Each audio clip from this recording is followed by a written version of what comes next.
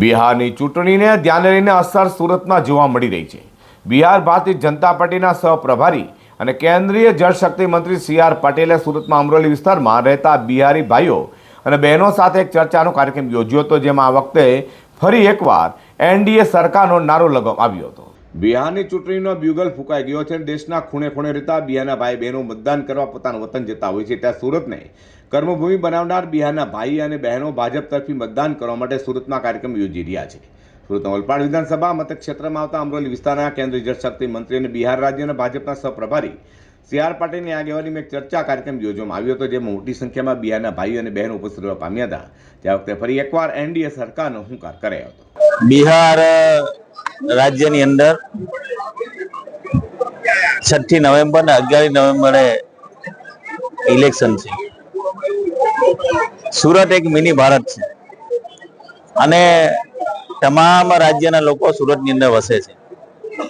આજે 155 ઓલપાડ વિધાનસભાની અંદર મારા બિહાર રાજ્યના અલગ જિલ્લાના લોકો 155 ઓલપાડ વિધાનસભાની અંદર રહે છે। એ તમામ લોકોને આજે અહીં એકઠા કર્યા હતા। બિહારના સહપ્રભારી અને કેન્દ્રના જળશક્તિ મંત્રી શ્રી કે પાટીલ સાહેબ બિહારના સહપ્રભારી છે।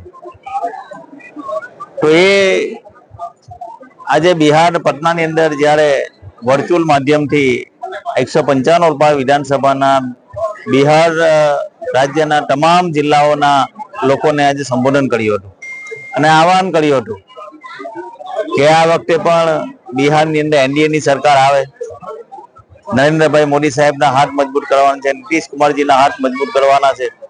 એમના માટે અહીંયા રહેતા તમામ મારા બિહારી ભાઈઓને એમના ત્યાં અલગ જિલ્લામાં એમના દોસ્તો, એના ઘરના, એને પરિવારના હોય તમામ લોકોને એ ફોન કરીને એનડીએના મત આપવા માટે, એનડીએના હાથ મજબૂત કરવા માટે, મોદી સાહેબને ફરી બિહારની અંદર એનડીએની સરકાર આવે એના માટે આહવાન કર્યું હતું। ખૂબ મોટી સંખ્યામાં અહીં બિહારના લોકો ઉપસ્થિત થયા હતા।